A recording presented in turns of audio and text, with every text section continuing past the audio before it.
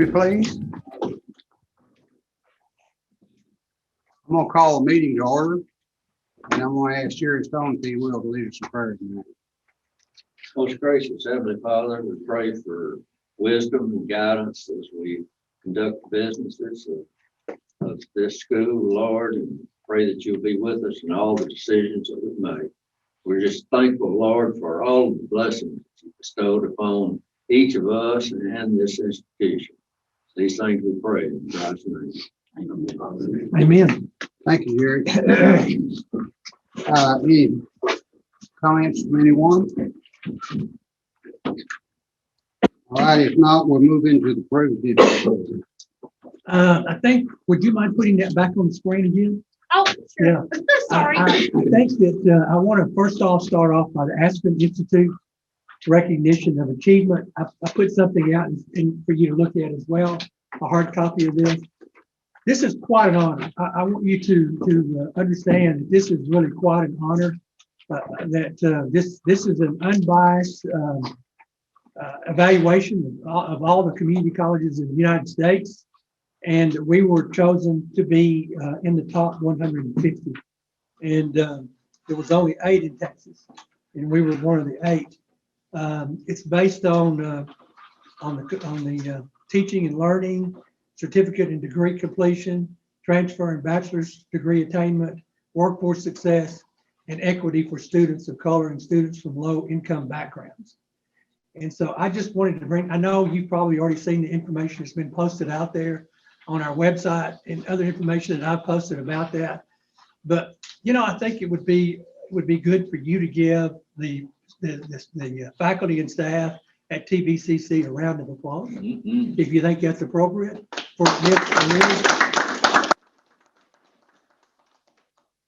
This is quite an honor. I'm very, very, very proud of our college, always have been.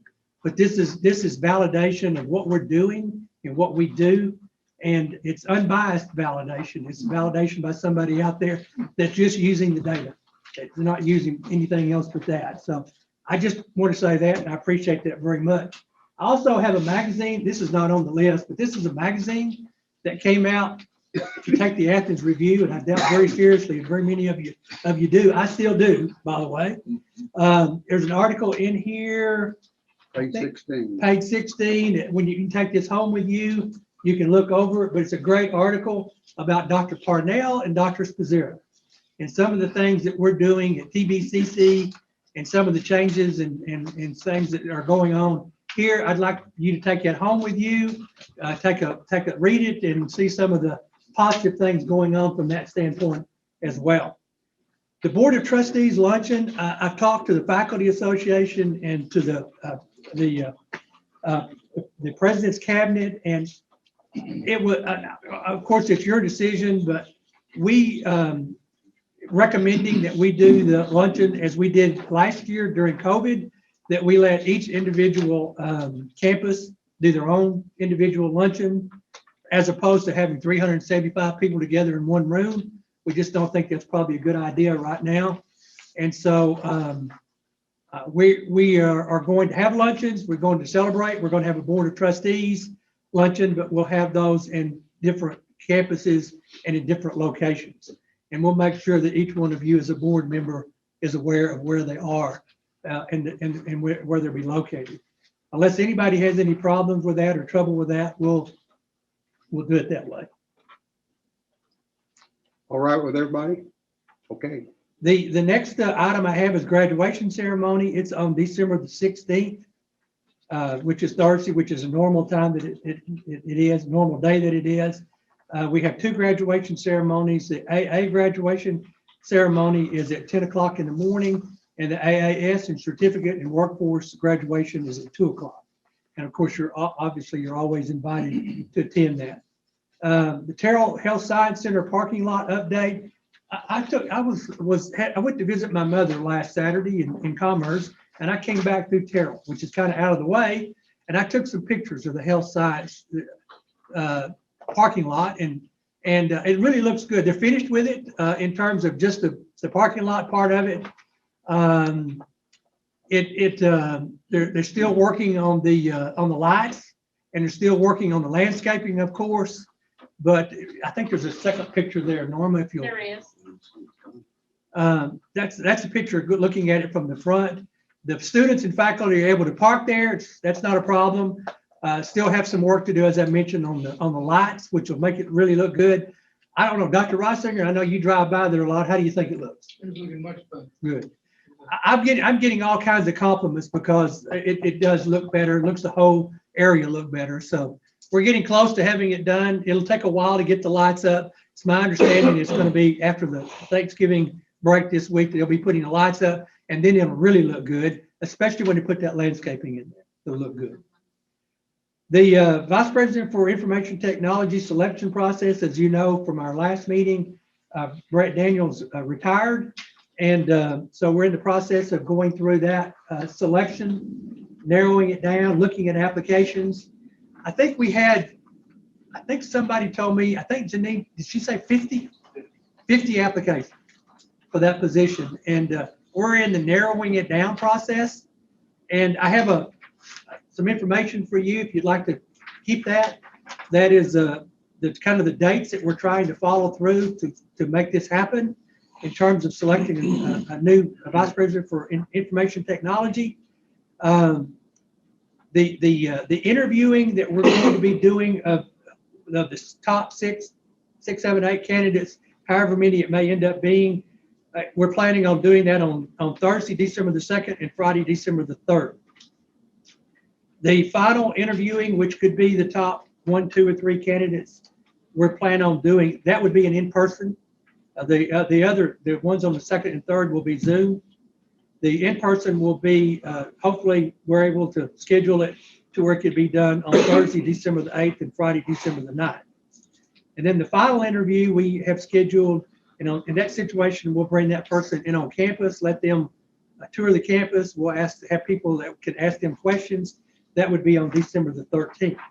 As you know, this is the Vice President is approved by the board, or I guess it's hired by the board.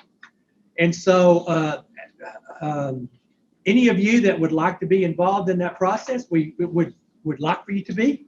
So you have the dates here. If you're available and you'd like to be involved in any part of this process, December the 3rd, 2nd and 3rd, or December the 8th, or December the 13th, let me know. I'll kind of keep you updated as we go through the process here so that you know where we are and what we're doing.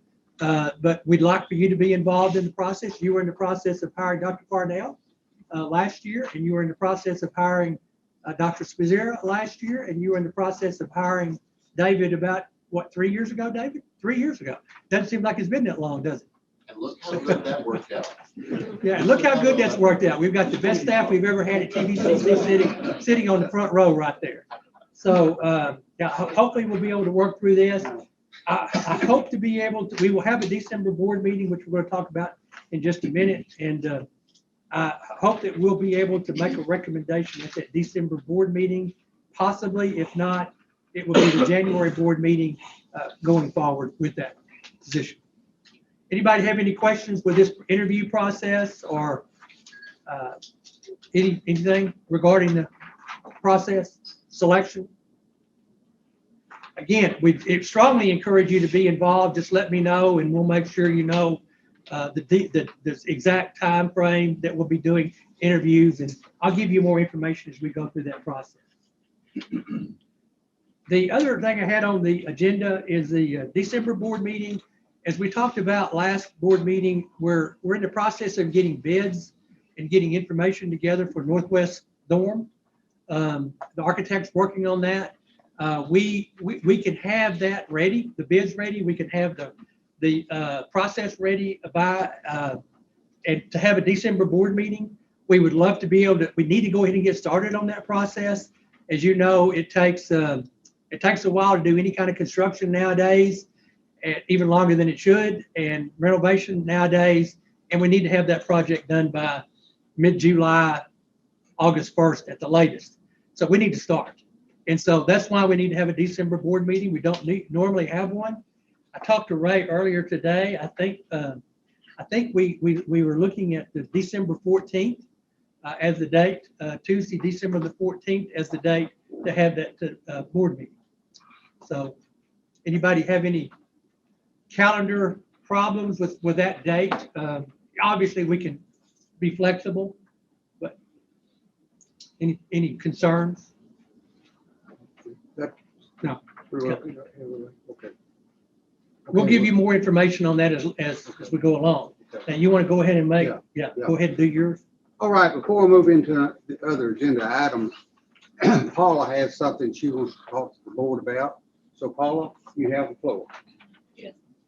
It is with great sadness that I announce my retirement on the TVCC Board of Trustees at the end of 2020. Jim and I have decided to move to Hideaway Lake where our daughter lives. It has been a great 26 years, and I'm going to miss those of you I have served with most of those years, and those acquaintances I have just made. Thank you, and God bless each and every one of you. Paula Kimball. Thank you, Paula. Paula, we hate to see you go, but there comes a time for all of us to do something like that. And so we just hope that, wish you the best at Hideaway Lake. And I know you'll enjoy it down there with your daughter. And so I think you're making good plans. Anyone else have anything you'd like to say to Paula? Let me just say, we're planning on having a reception for Paula. And we've talked about, Ray and I have talked about it. I hope that he's talked to you about it, but we're talking about doing that on December the 14th, on the evening that we would have the board meeting. And what we'd like to have a reception for you, invite your family, friends, and other people at the college, and be able to do something.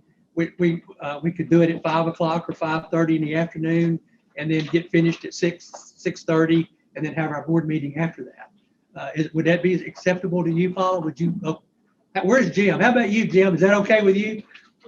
It's okay with Jim. So we'll just plan on having a reception then at that prior to that board meeting time, and we can do that board meeting at 6 or 6:30, and then we could do a reception at 5 or 5:30. Does that sound okay? Where would you have it? Here. On this room? Well, we could have it here, or we could have it probably downstairs. Have it downstairs in the foyer area there, where we'd have plenty of room. This is not big enough. We're going to have more people, but we'd have it downstairs, and we'd have it catered. We can have Airmark come in and do some catering for us, snacks and that sort of thing.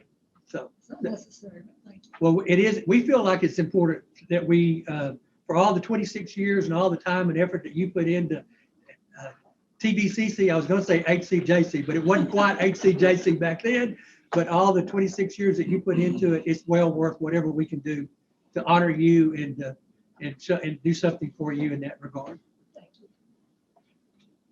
Now, since we will have finger foods that afternoon at her reception, well, then we just move right into the board meeting, and that way we'll get you back home early that night instead of having to go have dinner and come back. That's good. If that's all right with everybody.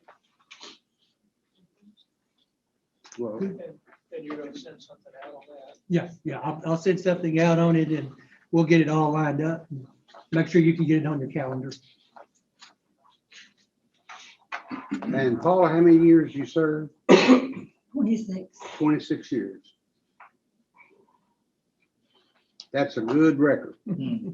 I bet you haven't missed too many board meetings during that period of time, did you? Not too many. Not too many.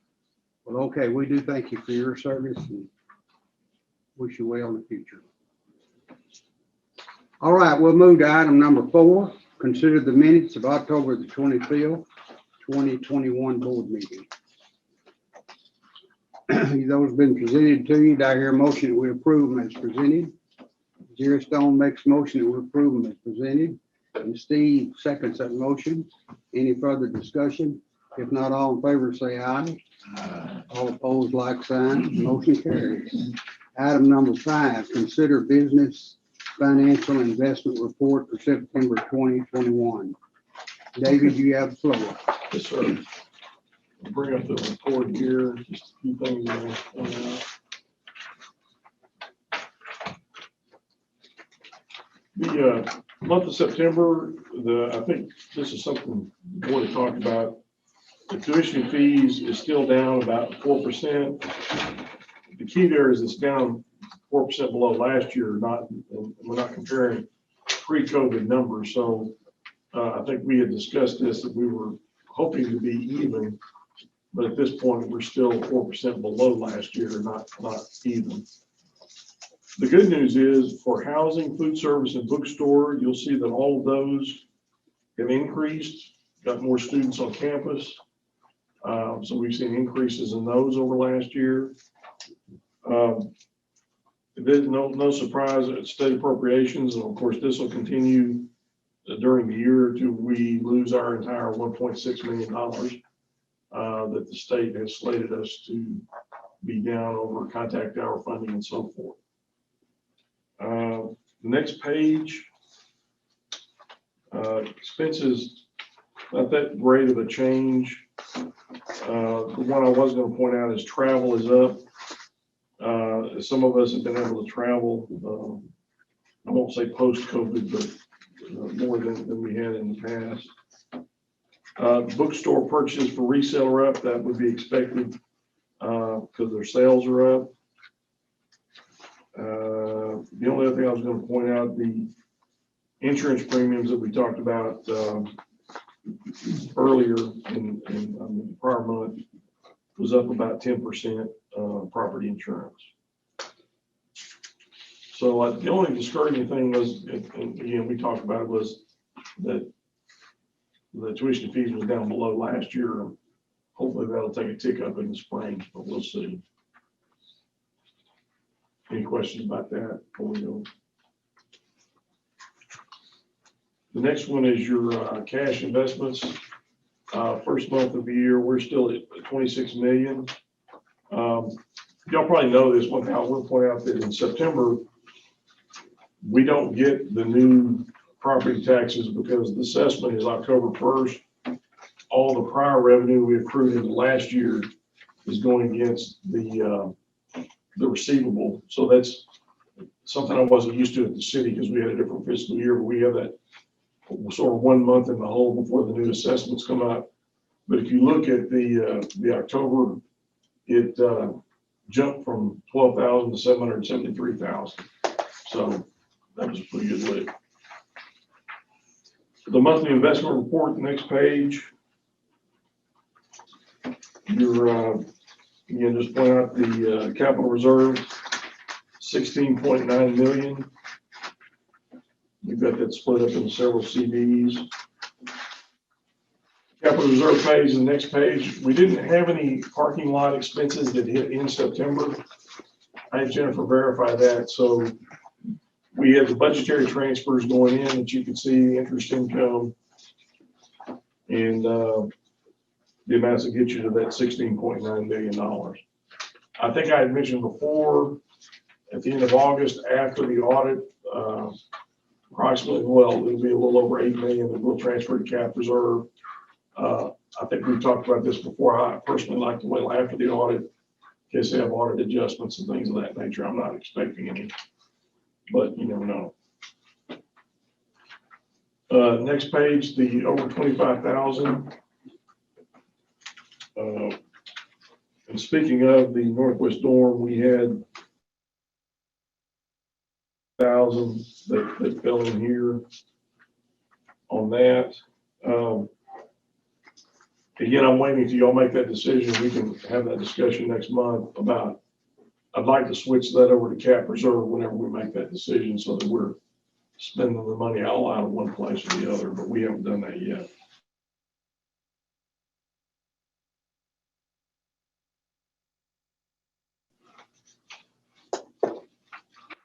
Let's talk about her for just a minute. I believe I mentioned this last month. You'll notice there near the bottom of the page, what I did is the lost revenue for the summer. I actually trued up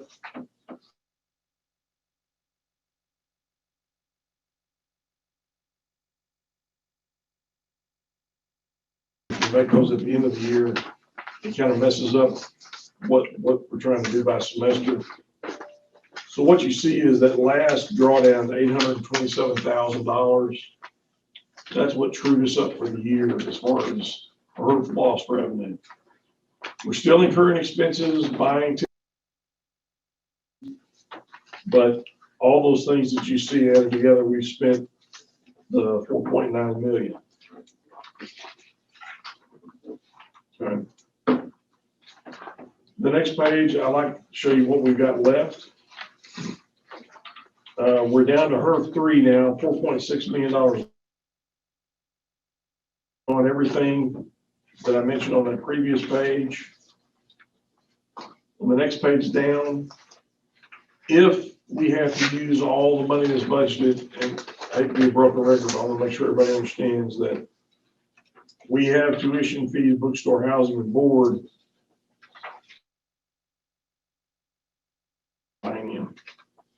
plus the $1.6 million for 2 years. At this point, we would run about $1 million short of covering it 100%. Personally, that doesn't concern me because we still are able to put 2.4 million in contingency. As far as that goes. And the very last page, at this point, we still got, I think keep going one more. There we go. A little over $5 million in student aid that Phillips Group is preparing to send out very short on the student side, not the institution. That's all I've got. Unless anybody has any questions. Anyone have any questions or comments about David's report? If the financial investment report for September 2021. Terry makes that motion. Jerry seconds the motion. Any further?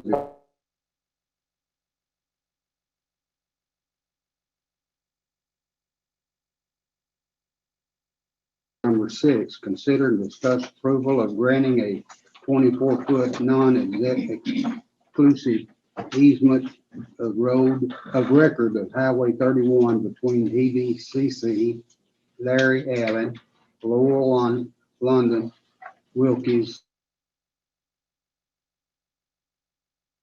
the co-trustees of the Rosemary Wilkie Revocable Trust, and Jacqueline Jarvis Kilgo and Ruth Jarvis Murphy.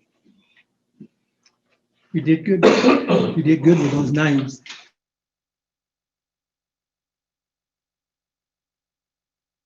For almost 3 years. We're getting close, getting really close. And we've had a committee of Jerry Stone and Steve Grant and Mike Embry that have been working on this Kilman property with me. I've been working with them actually. And Steve, would you like to explain what we're doing here? Or are you good with that, or you want me to do it?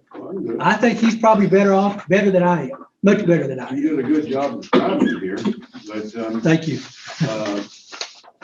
when the Kilman property, before we started working on this, it did not have any access off Highway 31. And we discovered that there was a lane, if you remember where the propane place is, and it burned a couple of years ago. There's a lane between the propane place that burned and the motel. And after we went on ground and observed it and looked at it on the property roads, we found that Mr. Allen had been driving out that for years, couldn't find deeded access from him that he had the right. We didn't have a right to get to the property that the Kilmans left us. And these Wilkes and the other party here owns some land on our northwest corner, and they own the land between 31 and our property. But they didn't own an access from our property and across the property that we shared with Mr. Allen. And there's a 35-acre tract that we have an undivided interest in with Larry Allen. We have, I think, 2/3 of it, and he has 1/3 of it. And so after we hired Attorney Martin Bennett to search the title. He made contact with the heirs of the Murphys and the people that own on the northwest side of ours. And they agreed, and Mr. Allen agreed, that we would do a non-exclusive easement that would benefit all parties. He gives us access now from Highway 31 to get to our property which we hold in undivided interest with Mr. Allen, and the remainder of the property that gives us a south entrance to that tract, the Kilman tract. We think it will add value to that tract, and it allows us to have the opportunity to sell the undivided interest, and you know, we share that with Mr. Allen. We've talked about, and since that's an undivided interest tract and the rest of it we own 100% in fee, we've talked about offering that as one offering and offering the remainder as one tract. And it's a win-win deal for all parties, because the Jarvis Murphy family now will have access across us and the Allen out to their tract of land that ties into 31. And we'll have access to our property and so will Mr. Allen. And it's all been signed, and with board approval of that, then we can go ahead and move forward in putting this Kilman property on the market. Very good. Anyone have any questions? If not, do I hear a motion to approve the contract? I'll make that motion. Okay, Dr. Charlotte makes that motion. David seconds that motion. Any further discussion?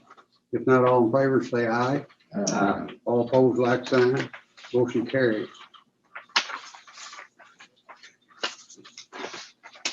Okay. All y'all that worked on that, that's a really good outcome. Really good job. It only took, what, 2 years? It's about. Great. Yeah, good job. Thank you. All right, item number 7, consider and discuss the TBCC Board of Trustees role and responsibilities manual. Board, again, we've been talking about this again for a couple of meetings, I think. It's still a work in progress. I don't expect, my expectations are that we don't approve this tonight, but that we have another shot at it, to look at it again and see if there's any other things that we need to change with it. Every time I look at it, there's something I see that I think we need to change. I looked at it again today, and there was some things that I saw in there that needed to change. So I provided you a newer one of these that is as of today. So let me just mention, really the big changes that we've had in this manual are in red.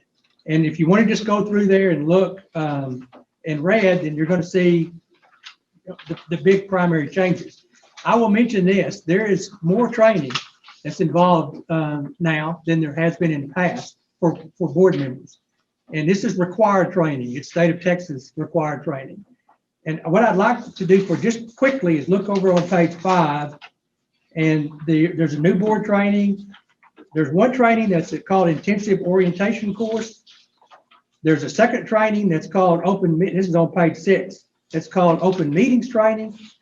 There's a third training that is called investment training. And there's a fourth training that's called, it's a Texas Higher Education Board training program. Then for a new board member, as well as an existing board member, there is a cybersecurity training. So cybersecurity training's in here a little bit later on. So there's a lot of training out there that's required of a new board member. And one of the reasons why I felt like it was important that we do something like this is so that we know that when a new board member comes on board, or a new person wants to come on board, they understand what all that they're getting involved in here with the training. Because this is a lot of time and a lot of effort in terms of training partners. So I wanted you to be aware of that. Look over on page 9. This is the new part. And again, I solicit your input. If you have whatever, you can do it via email or whatever you would like to do. But this is something that we did add, and this is training that is really more or less put in writing in terms of how we're going to work with a new board member, local training, what we're going to do locally in terms of touring the campuses, in terms of having a workshop day where they get to meet everybody on campus and answer any questions that they may have. That's what is on page 9. And I think that's very good. And I think it's something that we need to really put in writing so people know what we're going to be doing and how we're going to be doing it. I think I've done that sort of, but it wasn't in writing the way this is. And so I think people will understand in the future. Then on page 10, it talks about cybersecurity training. That's training that everybody at TBCC, all employees, even adjunct, even part-time employees that are required to do cyber training. And I think Lonnie sent something out a couple of weeks ago about doing cyber training. And that's board members, everybody that's involved is required to do cyber training. And again, that's not our requirement, that's the state of Texas requirement. So that's on page 10. Also on page 10, that getting off of the training part of it, on page 10 also is board committees. One of the things that I think it would be good for us to have as a board are some standing committees, some committees that we have, and that each year at the beginning of the year, we have board members that volunteer to be on a certain committee. And I think we just threw this out because this is what we kind of have had all along, and that is a budget committee. We've kind of had a budget committee, a facilities committee, which we really haven't had, but we need, and then a strategic planning committee. Those are the 3 standing committees, and then there's other committees that we need on an as needed basis, like this Tillman Property Committee. That was on an as needed basis. We can continue doing that. That's in there in terms of board committees. Again, you can go through and read the parts in red, and if you have any comments, if you don't like what you're reading, if you think it needs to change, then you can certainly contact me and we can discuss it further. On page 12 is board vacancies. And really, we don't have a lot of choice on board vacancies. This is state statute in terms of how you fill a board vacancy. So I just wanted you to see that because we did this with Dr. Eason, and we'll probably be doing it. We will be doing it when we replace any board member in the future that's currently serving as a time frame on the board. So you can read through that so you'll know what the process is. It's the same process that we use for Dr. Eason. It's a process that's required to be done. Then you can look through, again, some of the other things that we have in here. One of the things that came up a couple of years ago, y'all probably remember this, we had a tie vote, and the question was whether the president has a right to vote or not. You guys remember that 2 years ago, 3 years ago? I remember because it was over at the Health Science Center when it happened. And I put in here that in case of a tie, the president does vote. And that's part of policy that they vote. And I think we allowed Ray to vote that night as well. But mileage reimbursement is standard. Travel reimbursement is standard. There is one thing we put in here, and again, this is open for discussion, but college commencement participation.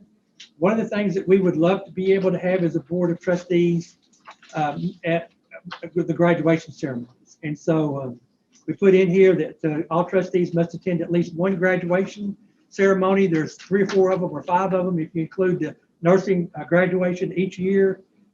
We would love for that to happen. So we put that in here that we would have at least, each board member would attend at least one graduation ceremony a year.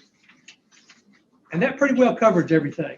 Again, my expectations is that we'll probably look at this again, and we'll probably we may have some more things to change on it. We may not. At some point, we're going to get to the end where we've done it as many times as we need to, but I'm not comfortable with it until you've had a chance to look at this copy of it. I'm not comfortable with it until you've had plenty of time to review it. And hopefully we can come back in January at our January board meeting and we can discuss it again. If there's any more changes between now and then, I'll send them out to you. So you'll see the updated draft. If I look through it again and I see something that doesn't quite fit with the other type of legal policy that may have, I'll also send this over to Lee and let her review it as well. And when we get to the point that it's time to do that, I'll have her review it just to make sure there's nothing in there that doesn't belong. So legally. Anybody have any comments or questions? Jerry, I've never had an official tour, but I went to several graduations at TDJC. Yeah. Dr. Hurley, would you like to have all the board come and visit your location? Absolutely. If you go to a TDC graduation, you'll never forget it.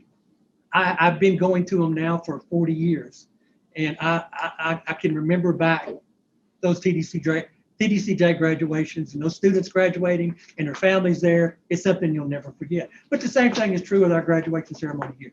You don't forget those either. So anyway, thank you for Jerry, I saying. would like to see a copy of this Sure.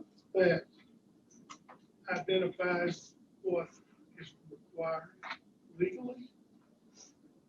Okay. What's mandated from the state. Okay.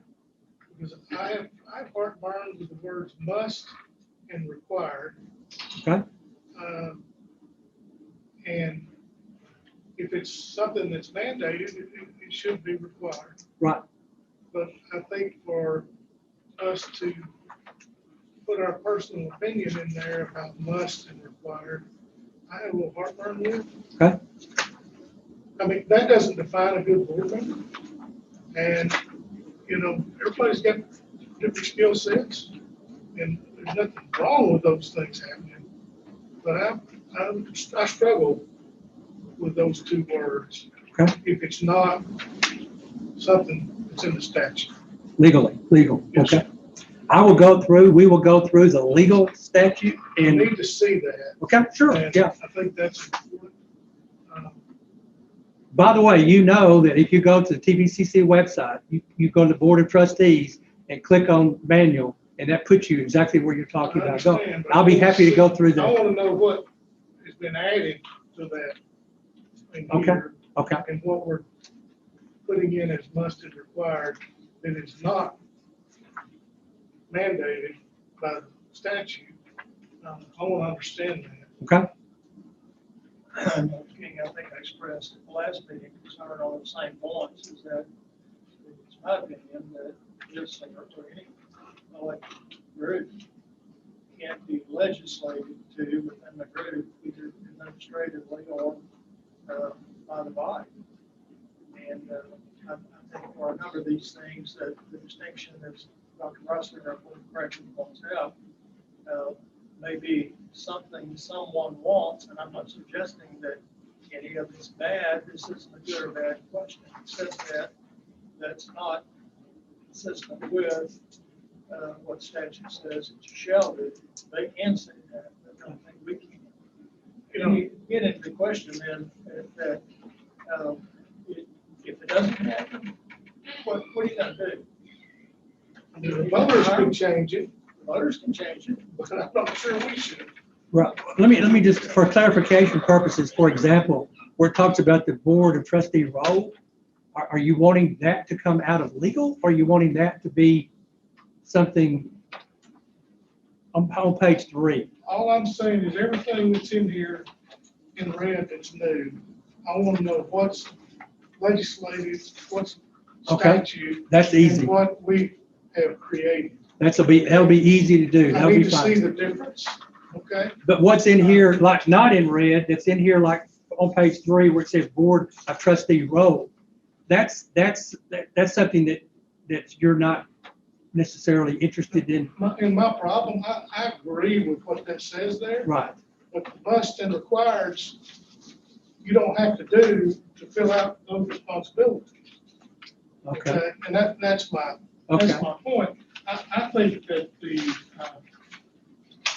number 2, the board duties responsibilities, I don't think I see much here I disagree with, if anything. But if you did that, there's some must and requires in there, in the red, that you shouldn't have to do to meet number 2. And I don't want to see it, is what I need to. Okay. What we've created and what we need to, we're required to have. Okay. For a voluntary board, unpaid boards that's been elected. So the voters can do what they want to do. But I think we've got to be careful with must and required for things that are not legislatively or statute mandated. Okay. To be clear, Dr. King, last meeting, I thought I understood, and maybe I maybe I did not, that this was the outflow from a survey sent to the board and office. Right. But I think what you just said to us tends to contradict that we're adding to, we're taking from, and we've been doing that. This is the third draft. No. So, no, No, I mean, the only thing that's been added to is something that you've recommended that it be added to, unless it was something that was not in direct, if it was in conflict with state statute, is what I'm talking about. For example, if you look over, you're referring to what I'm talking about changing today, is that what you're referring to? I'm referring to the changes that we discussed last meeting, which there's some of those have already been dropped. Well, they have. And I guess I wonder how, if these came from a board member that said this ought to be in here, how did it drop out? And as far as statute, aligning with statute, no, that was my statement last time. We Right. wouldn't align with statute. We don't align with preferences. Right. That's The why preferences may be good. I'm That's not what- trying to debate those. that's why I added cybersecurity training in here, because it is state statute. Understood. And so I didn't add anything that I felt like was something that was just my objective. Like Dr. Reisinger says, anything that is not required of the statute, let's identify that as such and allow the board to see clearly whether that is actually a statutory requirement. I think there are some things that are in here that are not. Well, let me just ask you then, for example, on page 3, where it talks about the Board of Trustee role. Page 3, I don't have an issue with. So I just want to make sure I understand what you're asking me. So those pages that are like board duties and responsibilities, you have no issues with those? No, I'm speaking to those changes that have been made in red. Okay, And first of all, I want to understand if it came from the board, then how has it changed? Why did it change? Did a board member that put that suggestion in there withdraw it? I I'm guess not what real I'm sure. getting at is it appears this is more than a work of the board, a work of administration as well. Is that a fair statement? No, it's not a fair statement. The only thing that's been changed in here is something that was that we found that was in conflict with the state statute. For example, the last board meeting we were here, we talked about, there was something in here about number of absences. You recall that? I would recall it. It's not in here Question, now. question. And the reason it's not in here because it's state statute and that's why it's not in here. So I didn't do anything to this on my own. Our administration has done nothing to this on our own. The only thing that's been done to this is what's in state statute or required and or things that were recommended by the board. Okay. Does that make sense? That makes Okay. perfect sense. So- If it proves against things that still are in there. I think there's things still in there that are not in the state statute. Absolutely, absolutely. There is no question about that. If you'll go to board committees, it's not state statute that you have board committees. You don't have to. It's just most colleges do, but you don't I have think to. it's a good idea. If you go to page 9 and you look at institutional training, that's not state statute. That's something that was recommended by a board member to put that in there. So, yeah. That answer your question? It Okay, does. okay. I just don't want you to think that I made something up and put it in here on my own, because that didn't happen. That was not. a suggestion. Okay, I okay. want clarity on how did it wind up being changed, if it was input from board members after we started the draft and this third time around. So I just wanted to be clear, where is this really coming from? Okay. I'll do Dr. Reisinger, I'll put that together for you and, For all of us. yeah, for all of you. Absolutely. And, we'll talk about it again in January board meeting. And if you have any input, well, I'm totally open. This is not for me, it's really for future board meetings, more than it is anything. Okay, Everybody good? all right with that? All right. Item number 8, consider and discuss a board committee to conduct a feasibility study for Kaufman Regional Workforce Center. Think you were gonna do that? Okay, yeah, I'm supposed to appoint a committee of 3 people. All right, do I have some volunteers who would like to serve on that committee? I'll serve on that committee. Okay, Steve, Terry, I'll do it. Dr. Charlie. Okay, that's 4. All right, That's all we can have. that's all, that's max we can have. Yeah. 3 or 4. 4. Okay, I don't mind helping them. Dr. I Charlie, think I probably need to. Mike, Terry, and Steve. Okay. All right, Good. all right. That's easy enough. We want to, I guess we can approve those 4 if you'd like to do that. All right, do I hear a motion? We approve those 4 members to that committee. Jerry makes that motion. Second. Ron seconds that motion.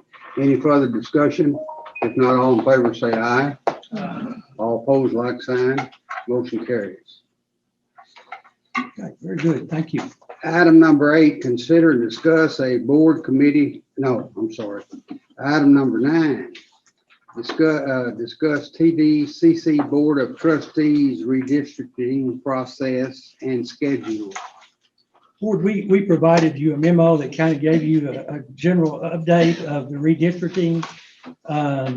Anytime you have more than 10% difference in districts, then you have to make some adjustments to that district. According to the U.S. Census data in 2020, the Kaufman County population was 145,310 people compared to 103,000 in 2010. The 2020 population for Henderson County is 82,150 versus 78,532.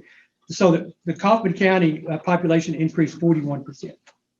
And the Henderson County population increased 5%. So But just make sure I understand, a good percentage of that growth in Kaufman County is not in our district. that's correct. It's important. Correct. That's right. So, It's only in our district. yeah, so I mean, they gotta tell us. Yeah. You know, what the numbers mean, but. Right. It's not gonna be as big a shift as it looks like, because the Because of majority of that growth was out of our district. That's correct. That's correct. And I have someone, I think, David, did you want to Casey say? Walters is on the line with us from the firm that's working on it. I don't know if she can hear me, the microphone's up there. Casey, can you hear us okay? Mackenzie. I'm sorry, Kinsey? Mackenzie. McKinsey? Hi, Mackenzie. Can you hear me? Yes, we can. Good evening. I almost said morning. I don't know what I'm thinking here, but good evening. My name is Mackenzie Walters, and I am an attorney with Sarah Leon and Associates. And I have been working with Ms. Dot on getting maps and stuff ready for our demographer to look at for the redistricting process. We're having a little bit of trouble finding some of the information from, the 10 years ago when we last did this process, but we do have some of the information for our demographer. He's been working on the maps, and Ms. Dot and I talked about scheduling a meeting next week with the demographer to try to make sure we have all of our boundaries correct. Once he has all of those boundaries pulled together, he'll be able to pull the census information, the 2020 census information, look at the exact boundary and the exact district boundaries for each of the trustee districts, and see if there is an imbalance in the district populations. Now, if that the largest and the smallest districts, if the difference between those two is more than 10% deviation, then the trustee districts will need to be redistricted. What I propose is that for your December 14th meeting, that we come to y'all with that. Hopefully we'll have all of that initial assessment ready for y'all so you can see the map and you can see the numbers. We'll have some redistricting criteria for y'all to adopt.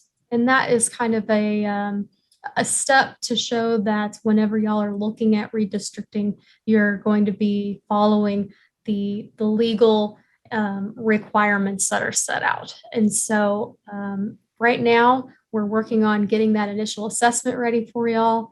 By December, we're looking at having a kind of that first meeting to talk about the maps. And then we'll be able to provide you with a draft map. We can look at that to see if there's any concerns that we may have. And then when we have a draft map, we can hold public hearings or workshops for your community. If there's anybody in the community we think that would particularly want to be involved or share their opinion, we certainly want to give everybody the opportunity who wants to talk about the redistricting process to come and talk to us about it. One of the things we also suggest for our clients, once we have some draft maps before it's finalized, we can post it on the website so that there's an easy place to direct people to look at. We don't have to say, come to the boardroom and see the drafts that are printed out on the walls. We can say, there's some samples online. You can look at those and provide comments back with us. Once we've done that process, we want to try to finalize this by mid-January if possible, but at the very latest at the end of January, we'll need to have this process finalized.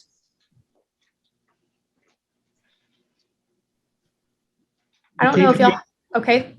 I'd like to ask just a couple of questions. I know we do have the deadline of 90 days prior to the election that our candidates will be filing for candidates positions. And we have 3 positions that are open coming up in the May election. So is there any concern about having this done and finished by that time frame? What I would like to have, like I said, is have this finished by mid-January so that anybody who is going to be filing for a position will know what the boundaries are and they will know if they reside within these new boundaries. One of the things that we'll also need for our demographer when we're looking at drawing up these draft maps is the residences of your current district, your trustees, who are going to still be running again or who will continue in their term, because we don't, whenever we're drawing a map and trying to balance things and move lines around, we don't want to accidentally draw somebody out of their position. I think they would appreciate that as well. We can do that. We can send her addresses. Yeah. Yes. You mentioned public hearings. Are the public hearings, is it required that we have a board quorum for a public hearing, or is that just a public hearing where we're here available for the public? How does that work? Well, there's a few ways we can do this. We can have a public hearing at the board meeting, like in January, before we adopt that final plan. You can have a board, the public hearing scheduled right before your board meeting is scheduled. Or schedule other ones where you would have a quorum of the board. Also, you can have, if depending on how much y'all want us to get involved, we can go up there and visit and hold meetings where the board doesn't have to be there necessarily, so that if the board is not there, we're not having to worry about having a quorum and following Open Meetings Act. But we're also going to, we're there to ask questions and present information to people if that's something that your community would want. In the public hearing, are there a certain number of required public hearings, or is it just a public hearing? There is not a certain number of requirements or even really a requirement of having the public hearing. What's really is going to be looked at is if anybody were to complain after we did this, we would want to show that we gave people plenty of opportunities to come and share their concerns with us. And that's why you look at having different options and ways for people to bring information, right? You can have the public comments at your board meeting, you have public hearing, You can put the maps on your website and invite people to email their concerns or their thoughts, or if they think they can draw up a better map, invite them to send it to you so that it gets shared with the board. That way, there's options for people to, present their comments or the concerns to the board, ask questions of the board through public comment, or through submitting thoughts on those maps. Okay. And if you have, it's a little bit of, community by community, gauging what we feel like they may need. If, if you think that your community is going to be very interested in this, having meetings in person, we can have meetings in person in different locations throughout the different trustee boundaries. And so that they're, if we're able to show that everybody had plenty of time and opportunities to ask questions and be involved. Okay. I think we'll learn more at the December 14th meeting then, probably, what the next steps will be in terms of public meetings and et cetera. Yes. I have a question Jerry, for her. go ahead, go ahead. In your experience in the past, should we expect a lot of public input?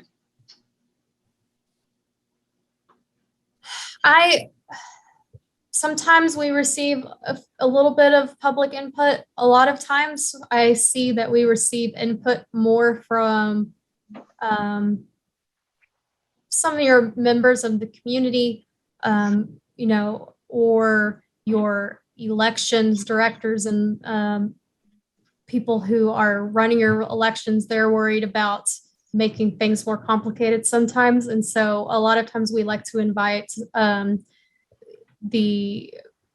since y'all are so spread out, y'all work with, several different elections offices, a few different county offices. And so, in sharing them with the draft map and saying, hey, is there anything that looks odd or off or, extra complicated to you because of this draft map?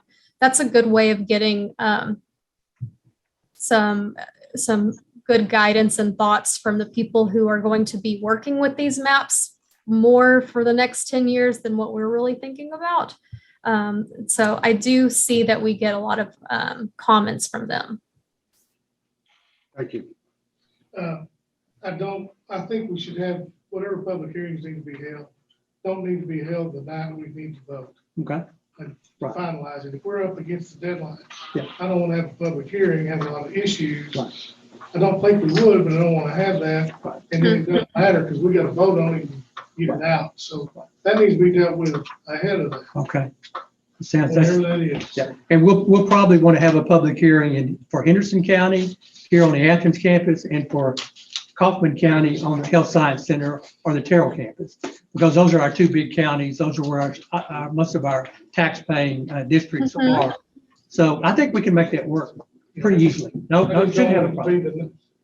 6:30 before the 7:30 meeting. We're gonna vote. Anybody else have any other comments or questions? Well, Mackenzie, it's very good to see you in person. We appreciate your help with this. This is something new for me, at least. 10 years ago, I wasn't in this position, so I wasn't doing this. So, and I apologize for not having the information that was done 10 years ago. I don't know what happened to it, but no one seems to be able to find it. But anyways, we appreciate your help, and anything that you need from us, don't hesitate to get in contact with me if I can support you in any way. Absolutely. Thank you so much for having me. And we will be sending you some more information and keeping you updated as we get closer to your next board meeting. Sounds great. Thank you so much. You're very welcome. Have a good evening. Thank you. Item number 10, discuss Department of Education's program review. I talked to David and Dr. Parnell, and y'all have anything? There's not really anything that's happened with that, since you want to mention where we are. Really, the only thing that we've done is we've reached back out to that company in Orlando And we're gonna be moving forward with the compliance piece of what we've talked about before. And they're gonna be helping us to ensure that we're being compliant with all federal and state rules. And we'll be moving forward on that. David, I believe you said that contract will go to one next week. Yeah. And so as soon as that contract is done, we'll start to leave on that. Really, there's not a lot we can do until we get information back from the Department of Education. Our understanding is they're so far behind, it could be months before we get anything. So we're not getting a lot of correspondence, a lot of communication. So Well, they said the first months of 2022 was the last. Yeah. So that would be almost 6 months for when we have to do that. we have a committee here and we'll keep the committee updated.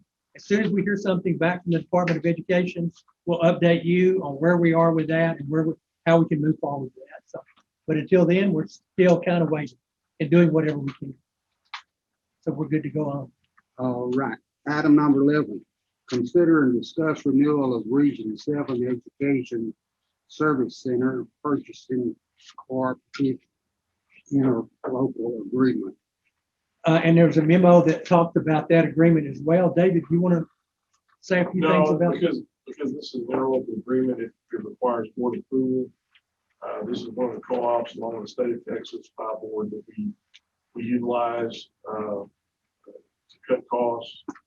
And like I say, we bring it to the board because it is an interlocal agreement. By the way, I did have David check on how much approximate dollars were spent on this co-op. And what did you tell me this afternoon? Yeah, we had to do a manual review. It's not something we're tracking in Luncheon currently, but it looked like about 885,000 in purchase orders in this past year that we had, local companies, and everybody else. So we did use it. Yes.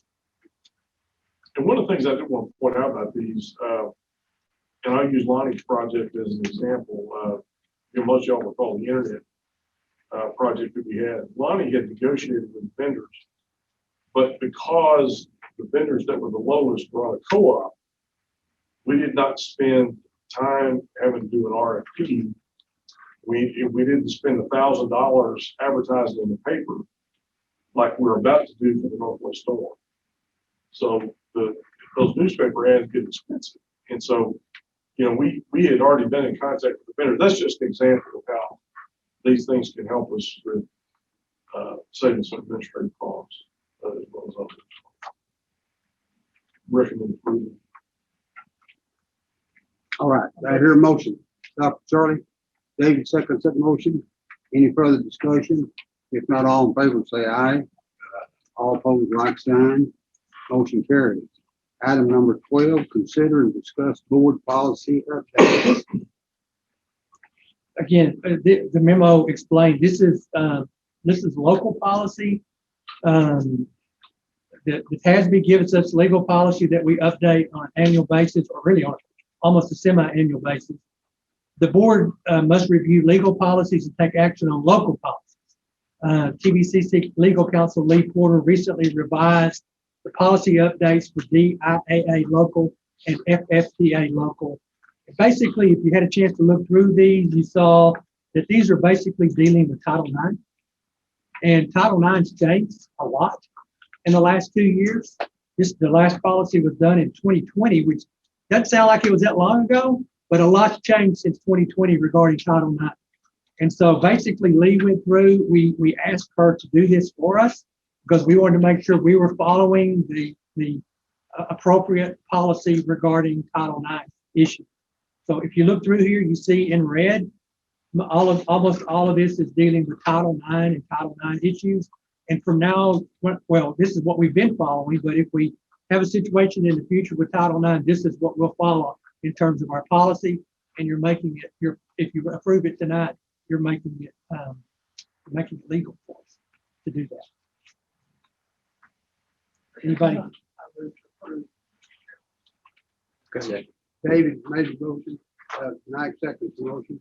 Any further discussion? If not, all in favor say aye. All like sign.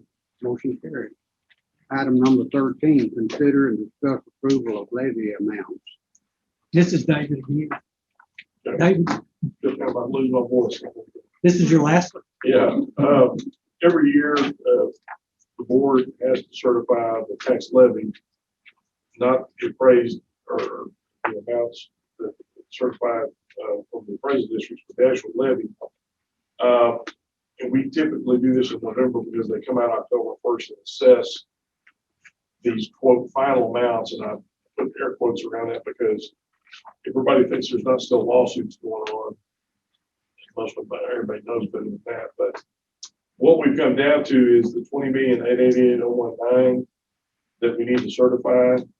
And just for information, that is $150,000 higher than what we have in the budget, which is not surprising from the time they certified in July.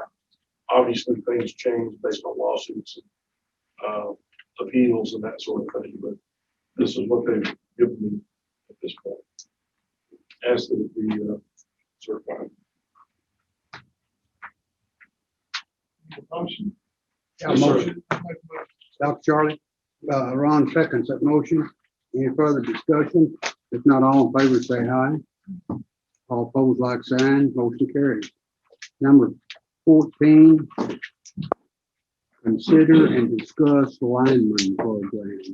Should have put in there electrical lineman program, and I just realized I didn't put that in there, but board, Kelly Townsend, our Associate Vice President for Workforce, was able to receive a $500,000 grant from the Texas Higher Education Coordinating Board.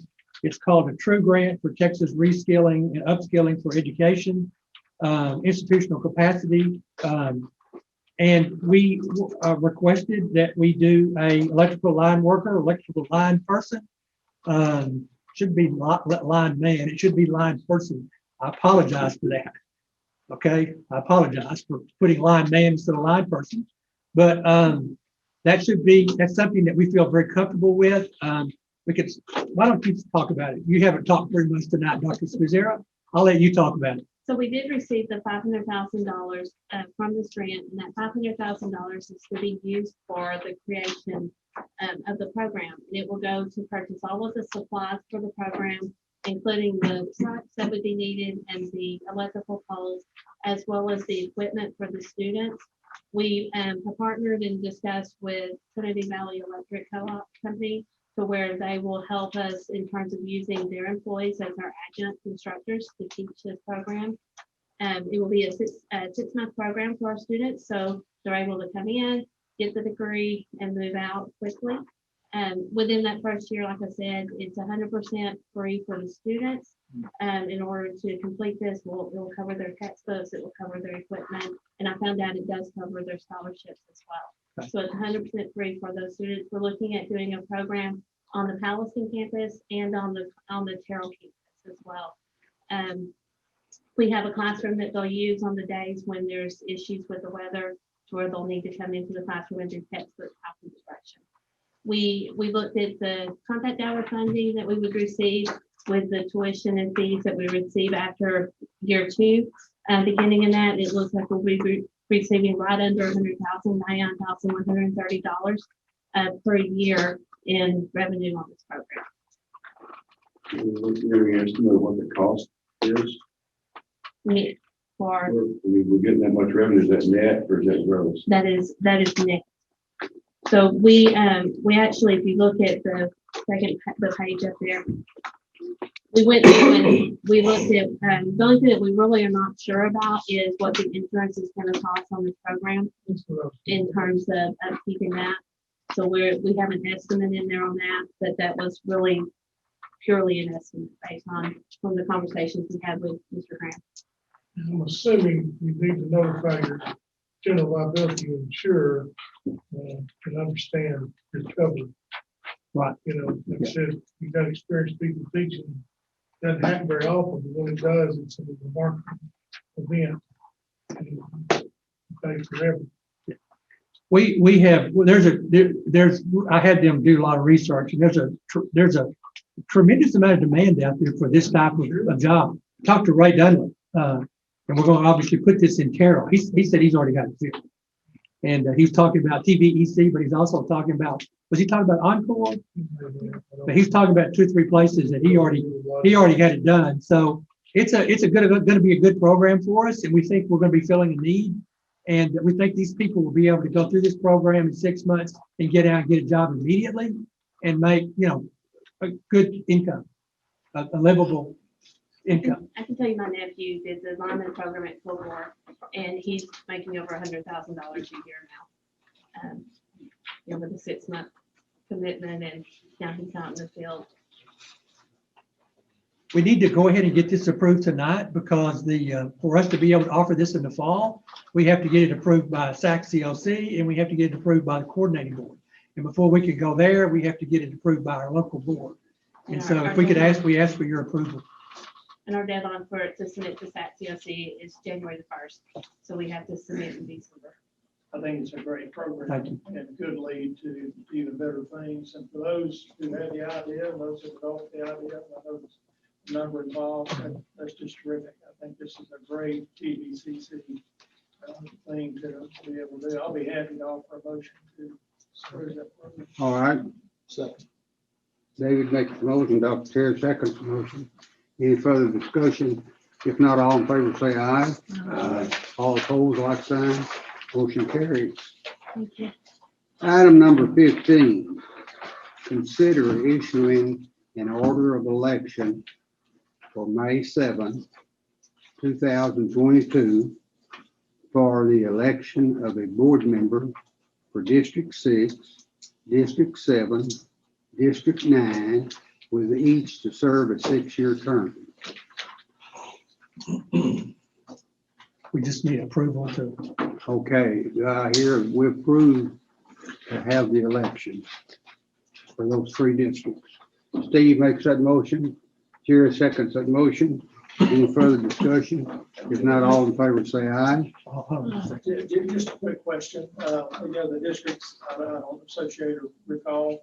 So who are we talking about? 7, 9, Me and Terry, and I don't know who the fuck. Terry, Charlie, And Jerry. and Jerry, that's right, Jerry. got it. Jerry's Terry, Terry and Charlie. Jerry, Charlie, and Dr. Yes. Terry. All right, I'm gonna ask for a vote again. All in favor say aye. All opposed, like sign. Motion carries. Item number 16, consider and discuss personnel updates. Again, these are the personnel updates that were sent to you earlier in the week and posted on resignations, terminations,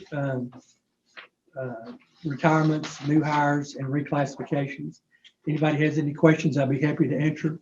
If not, we'd ask for approval of that personnel update. I hear a motion to approve it. Dr. Terry makes that motion. Ron seconds that motion. Any further discussion? If not, all in favor say aye. All opposed, like sign. Motion carries. Item number 17, we need to convene to executive session pursuant to the Texas Code 072 of the Texas Open Meeting Act for the following purpose: real estate property. Need a motion and a second. Motion to go into, Mike makes that motion, David seconds that motion to go into executive session.